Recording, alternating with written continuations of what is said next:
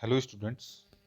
आज हम BSc part third के टॉपिक एक विमीय परिमित गहराई के विभव कूप में कण की गति का अध्ययन करेंगे। तो हमने कहा, माना m द्रव्यमान का एक कण एक विमीय परिमित गहराई के विभव कूप में परिबद्ध है। एक विमीय विभव कूप चित्र में दिखाया गया है।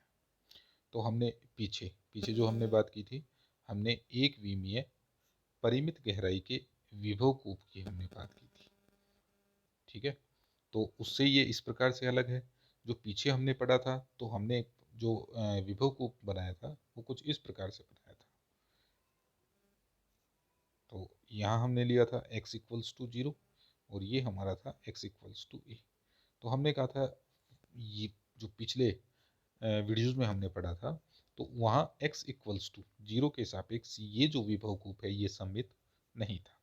उसके बाद हमने पढ़ा था परिमित अनंत गहराई के विभव कूप में कण की गति का हमने अध्ययन किया था। तो उस स्थिति में विभव कूप की जो ऊंचाई थी या गहराई थी वो अनंत थी, वो इन्फिनिटिव थी। ठीक है, तो उसको हमने किस प्रकार से प्रदर्शित किया था? हमने इस प्रकार से लेते हुए, और हमने ये 0 माइनस ए, ठीक है, यहाँ इन्फिनिटिव, ये इन्फिनिटिव। तो इस कंडीशन में कण जो है वो केवल इस क्षेत्र में गति करता है, क्योंकि इसकी दीवारें जो हैं ये अनंत पर है। ठीक है, साथ ही हमने कंसीडर किया था कि ई जो है energy, E is greater than 0 है, अर्थात कण की ऊर्जा जो है वो 0 से ज़्यादा है। अब आज जो हम बात कर रहे हैं, विभव कूप की जो गहराई है ये परिमित है। परिमित कितनी ली है हमने? चित्र के अंदर हमने इसे डिनोट किया है V0 से, परंतु कण की ऊर्जा जो है E वो 0 से कम है। तो इसका मतलब कण जो है वो इससे नीचे गति करेगा, इस प्रकार से गति करेगा। तो इस स्थिति में कण जो है इस क्षेत्र में परिबद्ध गति करता है। तो हमने कहा, माना m द्रव्यमान का एक कण एक विमीय परिमित गहराई के विभव कूप में परिबद्ध है। एक विमीय विभव कूप को चित्र में प्रदर्शित किया गया है। गणितीय रूप में कण की स्थितिज ऊर्जा Vx को निम्न प्रकार से लिखा जा सकता है। तो जो हमारा विभव कूप है उसकी स्थितिज ऊर्जा को हम इस प्रकार से डिनोट कर सकते हैं। तो हमने कहा क्षेत्र एक में, तो ये हमारा क्षेत्र एक है, ये इससे पहले का क्षेत्र क्षेत्र एक जब x का मान माइनस ए से कम है, तो उस स्थिति में Vx का मान कितना है? 0 है।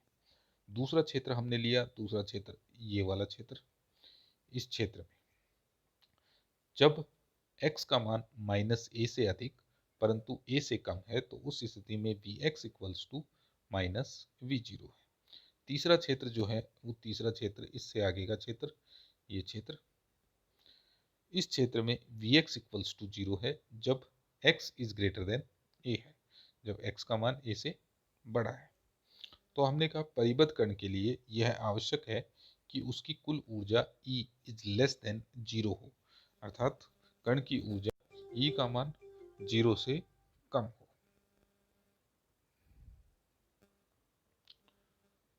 तब इस परिबद्ध कण की संभव ऊर्जाओं और तरंग फलनों को इन क्षेत्रों के लिए श्रोडिंगर समीकरणों के हल से प्राप्त किया जा सकता है। तो हमने कहा, तब इस परिबद्ध कण की संभव ऊर्जाओं और तरंग फलनों को इन क्षेत्रों के लिए श्रोडिंगर समीकरणों के हल से प्राप्त किया जा सकता है। तो परिमित विभव कूप के लिए इन तीनों क्षेत्रों में श्रोडिंगर समीकरण निम्न होंगे। तो हमें इन तीनों के लिए श्रोडिंगर समीकरण लिखनी है। तो हमने कहा क्षेत्र एक में V इक्वल्स टू 0 का उपयोग करते हुए V इक्वल्स टू 0 का उपयोग किया और इक्वेशन लिखी। तो इक्वेशन हो गई d square psi one upon d x square minus 2m upon h cross square e psi one equals to 0। ये हमारी समीकरण नंबर 1 हो गई। अब हमने कहा क्षेत्र 2 की यदि हम बात करें, क्षेत्र 2 माइनस ए से ए के बीच का, इसमें v का मान V0 है। तो इससे हमने श्रोडिंगर समीकरण लिख ली, d square psi two upon d x square plus 2m upon h cross square V0 minus e psi two equals to 0। और क्षेत्र 3 में भी v का मान जो है वो 0 है। तो और क्षेत्र 3 के अंदर इक्वेशन लिख ली d square psi 3 upon d x square minus 2m upon h cross square e psi 3 equals to 0। तो ये जो हम ई लिख रहे हैं, ठीक है, इसका मतलब ये है कि ई के हम धनात्मक मान ले रहे हैं, ठीक है, इसको हमने पॉजिटिव वैल्यू के अंदर चेंज कर ली। तो हमारे ई का मान था लेस देन 0, तो हमने ई ले लिया ई इक्वल्स टू माइनस ई, ठीक है। तो ये जो टर्म रहेगी ये हमेशा पॉजिटिव रहेगी, और पॉजिटिव टर्म ही जो है हमने इन तीनों इक्वेशंस में यूज में ली है। तो हमने कहा यहाँ साई 1 साई 2 साई 3 ये क्षेत्र 1 में तरंग फलन, क्षेत्र 2 और 3 में तरंग फलन को व्यक्त करती है। तो समीकरण 1 में माना alpha square equals to 2m upon h cross square. तो देखो क्षेत्र 1 और 3 में, क्षेत्र 1 में ये और क्षेत्र 3 में ये इस टर्म को हमने अल्फा स्क्वायर के बराबर मान लिया, और क्षेत्र 2 में term 2m upon h cross square v zero minus e, इसको हमने बीटा स्क्वायर के बराबर मान लिया, जहां अल्फा व बीटा धनात्मक व वास्तविक नियतांक है। तो हमने कहा समीकरण 1, 2 व 3 निम्न हो जाएंगी। तो हमने ऊपर से वैल्यू रख ली। तो हमने कहा यहाँ पर हमने अल्फा स्क्वायर रख लिया, यहाँ हमने बीटा स्क्वायर रख लिया, और यहाँ हमने अल्फा स्क्वायर रखा। तो समीकरण 1, 2, 3 बदल कर इक्वेशन हो जाएगी d square psi 1 upon d x square minus alpha square psi 1 equals to 0। दूसरी समीकरण हो जाएगी d square psi 2 upon d x square plus beta square psi 2 equals to 0। और फिर तीसरी समीकरण हो जाएगी d square psi 3 upon d x square minus alpha square psi 3। इनको हमने डिनोट कर दिया समीकरण 4, 5 और 6 से। तो इन समीकरणों के व्यापक हल, तो जो तीनों समीकरण है समीकरण 4, 5 और 6, ये द्वितीय कोटि की अवकल समीकरण है।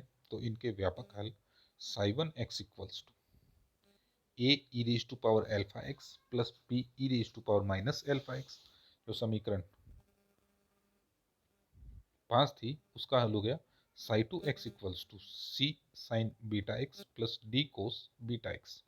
और जो समीकरण 6 थी, समीकरण 6 का हल हो गया psi 3 x equals to f e raise to power alpha x plus g e raise to power minus alpha x. तो समीकरण 7, 8 और 9 जो है क्षेत्र 1, 2 और 3 में तरंग फलन को व्यक्त करती है। यहाँ a b c d f और जी स्वच्छ नियतांक है, इनके मान परिसीमा एवं सातत्य प्रतिबंधों के द्वारा ज्ञात किए जाते हैं। हमने कहा समीकरण 7 से क्षेत्र 1 में x equals to x attends to minus infinity पर। तो हमने कहा एक बार चित्र में से देखते हैं हम।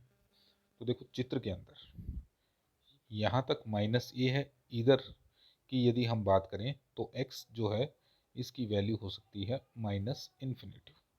तो हमने कहा क्षेत्र 1 में x attends to minus infinity लेने पर, तो यदि x attends to minus infinity लेते हैं, x का मान माइनस इन्फिनिटी लेते हैं, तो साई 1 का मान जो है इस टर्म के कारण अनंत हो जाता है, जो कि वांछित परिणाम नहीं है, ठीक है। तो हमने कहा x अटेंड्स टू इन्फिनिटी लेते हैं, x का मान यहाँ इन्फिनिटी रखते हैं, तो जो सेकंड टर्म है हमारी द्वितीय पद है, इसके कारण साई 1 x का मान अनंत हो जाता है, जो कि वांछित गुण नहीं है। तो हमने तरंग फलन के गुण पीछे पढ़े थे हमने पिछले वीडियोज में।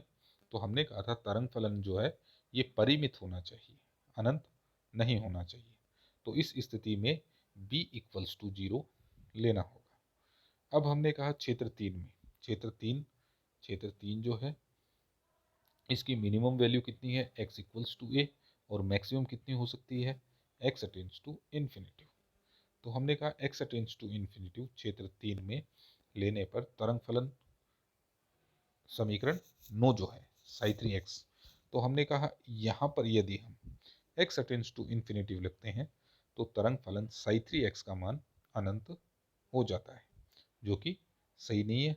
तरंग फलन परिमित होना चाहिए, इसलिए हम f इक्वल्स टू 0 लेंगे। तो हमने कहा समीकरण 7 के अंदर हमने f इक्वल्स टू 0 रखा, तो तरंग फलन हो गया psi 1 x equals to a e raise to power alpha x. इसको हमने समीकरण 10 से डिनोट कर दिया। Psi two x equals to c sine beta x plus d cos beta x, ये हमारी हो गई समीकरण 11। और psi 3x equals to g e raise to power minus alpha x, तो f इक्वल्स टू हमने 0 रख लिया। तो अब तरंग फलन साई 1, साई 2 और साई 3 ये समीकरण 10, 11 और 12 के द्वारा प्रदर्शित है। तो हमने कहा इन तरंग फलनों पर निम्न सातत्य प्रतिबंध का उपयोग करते हैं। तो परिसीमा और सातत्य प्रतिबंधों का उपयोग करने पर, तो हमने कहा क्षेत्र 1 और 2 के बाउंड्री जो है वो x equals to minus a पर है। यहाँ तरंग फलन साई 1 है, यहाँ तरंग फलन साई 2 है। तो इस स्थिति में इस परिसीमा पर तरंग फलन पर सातत्य प्रतिबंध से तरंग फलन जो है यहाँ इक्वल होना चाहिए। तो इसका मतलब साई 1 इक्वल्स टू साई 2 होना चाहिए। तो हमने कहा x equals to minus a पर साई 1 इक्वल्स टू साई 2 तथा d psi 1 upon d x equals to d psi 2 upon d x. इसी प्रकार हम बात करें क्षेत्र 2 और 3 की परिसीमा x इक्वल्स टू ए पर है। यहाँ तरंग फलन साई 2 है, यहाँ तरंग फलन साई 3 है और तरंग फलन सतत होने के कारण x इक्वल्स टू ए पर इनका मान समान होना चाहिए। तो समान होना चाहिए, तो हमने कहा x इक्वल्स टू ए पर साई 2 इक्वल्स टू साई 3 और d psi 2 upon d x equals to d psi 3 upon d x. तो अब समीकरण 10 और 11 और 12, ये जो समीकरण 10, 11 और 12 है, इनका उपयोग इन सातत्य प्रतिबंधों में करने पर, इन सातत्य प्रतिबंधों में करें तो सबसे पहले हमने कहा समीकरण 10 में x equals to minus a रखा और साई 1 की वैल्यू रख ली। समीकरण 11 में x equals to minus a रखा और वैल्यू रख ली। तो इससे हमें मिला a e raise to power minus alpha a equals to minus c sine beta a plus d cos beta a. इसको हमने समीकरण 13 से नोट कर दिया। उसके बाद समीकरण 10 का विद रेस्पेक्ट टू x एक बार अवकलन किया और x इक्वल्स टू माइनस ए रख लिया। इसी प्रकार समीकरण 11 का एक बार x के सापेक्ष अवकलन किया और अवकलन करके हमने वैल्यू रख ली x equals to minus a. Value रखी तो इक्वेशन हो गई alpha a e raise to power minus alpha a equals to beta c cos beta a plus beta d sine beta a. इसको हमने समीकरण 14 से नोट कर दिया। अब हम जो दूसरा प्रतिबंध था x इक्वल्स टू ए पर साई 2 इक्वल्स टू साई 3, तो हमने कहा ये साई 2 है हमारा, यहाँ x इक्वल्स टू ए रखा और यहाँ x इक्वल्स टू ए रखा और इनको बराबर कर दिया। बराबर करने पर समीकरण 15 प्राप्त होती है g e raise to power minus alpha a plus c sine beta a plus d cos beta a. उसके बाद हमने समीकरण 11 का विद रेस्पेक्ट टू x के सापेक्ष एक और अवकलन किया और x इक्वल्स टू प्लस ए रख लिया। उसके बाद हमने समीकरण 12 में का भी x के सापेक्ष अवकलन किया और x इक्वल्स टू ए रखा और वैल्यू जो है वो हम यहाँ प्लेस कर दी। यहाँ प्लेस करते हैं तो हमें समीकरण मिलती है minus alpha g e raise to power minus alpha a equals to beta c cos beta a minus beta d sine beta a. ये समीकरण नंबर 16 हो गई। तो अब हमें परिसीमा एवं सातत्य प्रतिबंधों को से 4 समीकरण प्राप्त होती है, समीकरण 13, 14, 15 और 16। हमने कहा समीकरण 13 और 15 को समीकरण 14 व 16 को जोड़ने पर, तो समीकरण 13 में हमने 15 ऐड कर दी और समीकरण 14 में 16 ऐड कर दी।